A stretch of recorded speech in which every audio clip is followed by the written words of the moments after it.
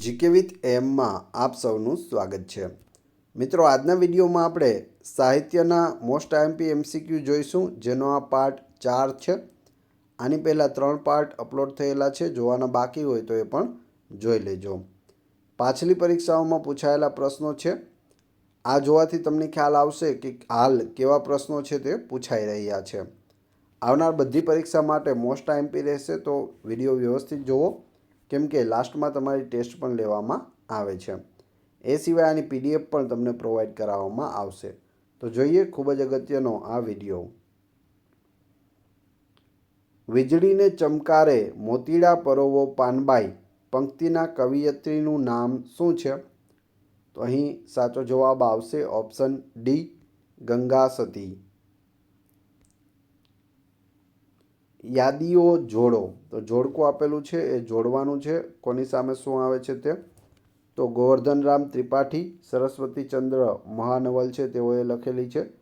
આ મહાનવલ લખવામાં તેઓને 15 વર્ષનો સમય લાગ્યો હતો।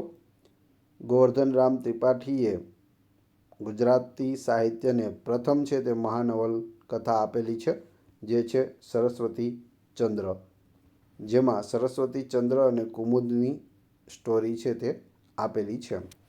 ત્યારબાદ એમ.કે. મુનશી, કનૈયાલાલ માણેકલાલ મુનશી, તેમની કૃતિ છે કૃષ્ણાવતાર। પન્નાલાલ પટેલની કૃતિ છે માનવીની ભવાઈ। માનવીની ભવાઈ કૃતિ પરથી મૂવી પણ બનેલું છે, જેમાં ઉપેન્દ્ર ત્રિવેદીએ હીરો તરીકે ભૂમિકા ભજવેલી છે। એ સિવાય માનવીની ભવાઈ કૃતિને 1985માં પન્નાલાલ પટેલને આ કૃતિ માટે જ ભારતનો જ્ઞાનપીઠ પુરસ્કાર છે તે પણ મળેલો છે।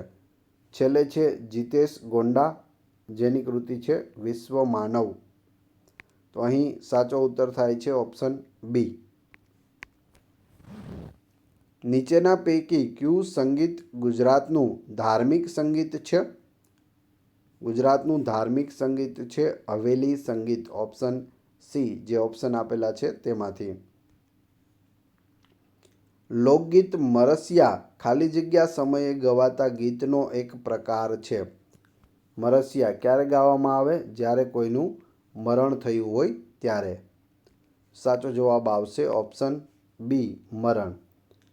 લગ્ન સમયે ગવાતું હોય તેને લગ્ન ગીત કહેવાય। એ સિવાય ફટાણા પણ કહેવામાં આવે છે। કચ્છી ભાષા વિશે નીચેના પૈકી કયા વિધાનો સત્ય છે? તો જોઈએ આપણે વિધાનો। કચ્છી એ ઇન્ડો આર્યન ભાષા છે, એ સાચું છે। આ ભાષા ગુજરાતના કચ્છ વિસ્તારમાં અને પાકિસ્તાનના સિંધ વિસ્તારમાં બોલવામાં આવે છે, એ પણ સાચું છે। અગાઉના સમયમાં તે ખોજકી લિપિમાં લખવામાં આવતી હતી કે જે હવે લુપ્ત થઈ ગઈ છે, તો એ પણ સાચું છે। એટલે અહીં ઉત્તર થશે ઓપ્શન ડી, 1, 2 અને 3 બધા સાચા છે।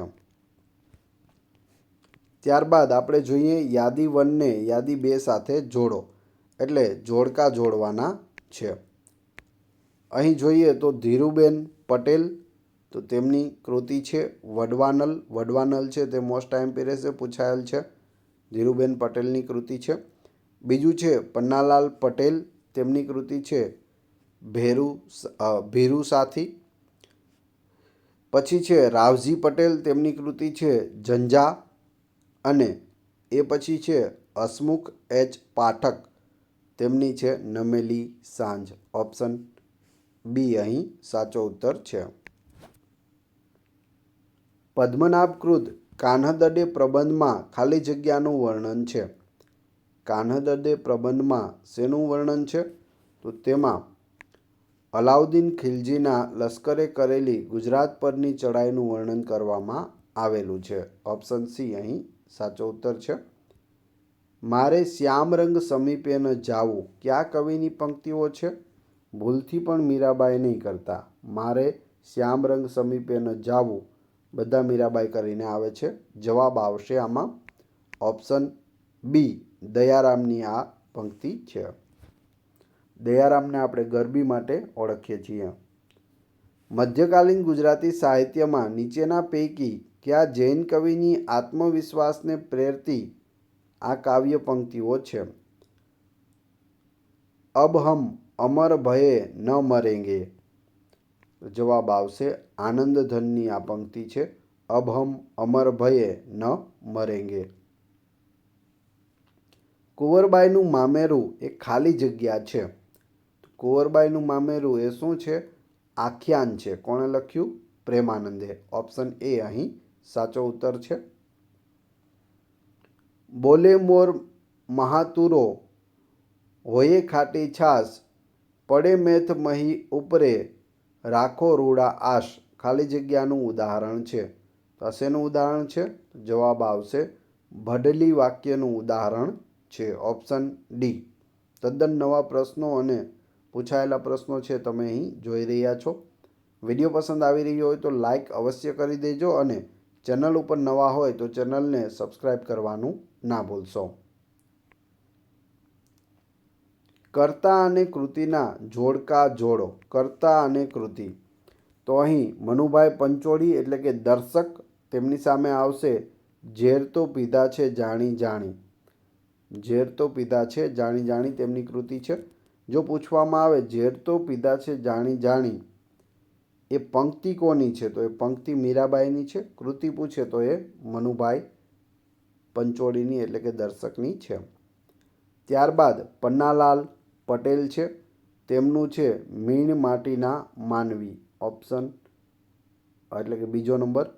ત્યારબાદ ઈશ્વર પેટલીકર છે. તેમની કૃતિ છે ઋણાનું ધન.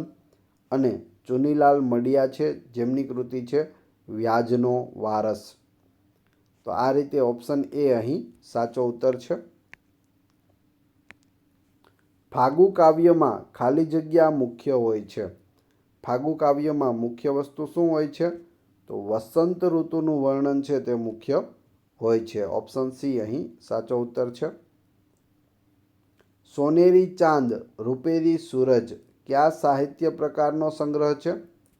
તો એ સાહિત્ય પ્રકાર છે હાઇકુ. સોનેરી ચાંદ રૂપેરી સૂરજ શું છે? તો એ હાઇકુ છે. સૂરદાસના ભક્તિ ગીતો કઈ બોલીમાં છે? તો તે વ્રજ બોલીમાં છે સૂરદાસના ભક્તિ ગીતો.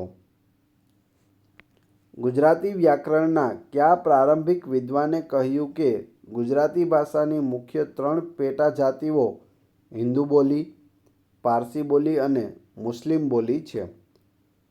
તો આવું છે તે વિલિયમ ટીસડોલે કહ્યું હતું. ઓપ્શન ડી અહીં સાચો ઉત્તર છે. નીચેના પૈકી કયા ગુજરાતી લેખકે ઝેર તો પીધા છે જાણી જાણી નવલકથા લખી છે? તો જવાબ આવશે મનુભાઈ પંચોળી દર્શક. ગુજરાતી સાહિત્યના ગાંધી યુગની લાક્ષણિકતા ખાલી જગ્યા છે. તો ગાંધી યુગની લાક્ષણિકતા શું છે ગુજરાતી સાહિત્યમાં? માનવતાવાદ, હા છે. સામાજિક જાગૃતતા ફેલાવે છે, હા ફેલાવે છે. રાષ્ટ્રીય ચેતનાને જગાડે છે, તો જગાડે છે. જવાબ આવશે ઓપ્શન ડી ઉપરના તમામ. પ્રારંભિક ગુજરાતી સાહિત્યનું પ્રથમ પારસી નાટક નીચેના પૈકી કયું હતું? પ્રથમ પારસી નાટક જવાબ આવશે રૂસરામ સોહરાબ. Option B. તમને જવાબ આવડતો હોય તો સાથે સાથે તમે પણ જવાબ કમેન્ટ બોક્સમાં આપી શકો છો. વિડીયો સ્ટોપ કરી કમેન્ટ બોક્સમાં જવાબ આપી દેવો. સાહિત્ય અકાદમી એવોર્ડ મેળવનાર પ્રથમ ગુજરાતી કોણ હતા? જવાબ આવશે મહાદેવભાઈ દેસાઈ. સાહિત્ય અકાદમી એવોર્ડ મેળવનાર પ્રથમ વ્યક્તિ. લેખક અને તેઓની કૃતિઓ પૈકી કઈ જોડીઓ યોગ્ય છે? એટલે સાચી જોડી કઈ છે તે જણાવવાનું છે. તો અહીં ગૌરીશંકર ગોવર્ધનરામ જોશી ધૂમકેતુ ગુર્જરેશ્વર એ સાચું છે. અશ્વિની ભટ્ટ કમઠાણ એ પણ સાચું છે. એ સિવાય બીજા 2 છે તે ખોટા છે. એટલે પહેલું અને બીજું એ 2 સાચા છે. ગુજરાતના કવિઓ અને તેઓની રચના અંગેની કઈ જોડીઓ યોગ્ય છે? કવિ અને તેમની રચના આપેલી છે. જવાબ આવશે નરસિંહ મહેતા ભક્તિ પદાર્થ સાચું છે. દયારામ ઝઘડો લોચન મનનો રે, આ ઝઘડો લોચન મનનો એ દયારામનું છે. મણિશંકર રત્નજી ભટ્ટ અતિજ્ઞાન તેમની કૃતિ છે. સુરસિંહજી તખ્તસિંહજી ગોહિલ એટલે કે કલાપી તેમની કૃતિ છે એક આજ્ઞાને. જવાબ આવશે ઓપ્શન બી. 1, 2, 3 અને 4 બધા સાચા છે. ગુજરાતી સાહિત્યમાં નર્મદ અને દલપતરામનો સમયગાળો કયા યુગ તરીકે ઓળખાય છે? તો નર્મદ અને દલપતરામ છે તે સુધારક યુગમાં થઈ ગયા. ઓપ્શન બી અહીં સાચો ઉત્તર છે. જોડકા જોડો. અહીં એક સાઈડ નામ આપેલું છે, એક સાઈડ કૃતિ આપેલી છે. કઈ કૃતિ કોની છે તે જોડકા જોડવાના છે? પન્નાલાલ પટેલ તેમની કૃતિ છે અજવાળી રાત અમાસની. ત્યારબાદ કનૈયાલાલ મુનશી છે, તેમની કૃતિ જય સોમનાથ છે. જય સોમનાથ, પાટણની પ્રભુતા, ભગ્ન પાદુકા તે બધી કનૈયાલાલ મુનશીની કૃતિઓ છે. ભરૂચમાં તેઓનો જન્મ થયો હતો. ત્યારબાદ ખલીલ ધન તેજવી તેની કૃતિ છે લીલા પાંદડે પાનખર. કેવા પાંદડે પાનખર? લીલા પાંદડે પાનખર. ચલ મન જઈએ જોવા મુંબઈ નગરી, પૂછ વગરની મગરી. આ વાક્ય છે તે પણ ખલીલ ધન તેજવીનું છે. હસુ યાજ્ઞિક હાઈવે પર એક અકસ્માત. તો આ રીતે ઓપ્શન બી છે તે જવાબ સાચો પડે છે. જોડકા જોડો. ગીરાધોધ ક્યાં આવેલો છે? તો અહીં સાચો ઉત્તર આવશે વઘઈમાં આવેલો છે. હાથણી માતાનો ધોધ છે તે જાંબુઘોડામાં આવેલો છે. ચિમેર ધોધ છે તે સોનગઢમાં આવેલો છે અને બરડા ધોધ છે તે ચનખલમાં આવેલો છે. ઓપ્શન ડી અહીં સાચો ઉત્તર છે.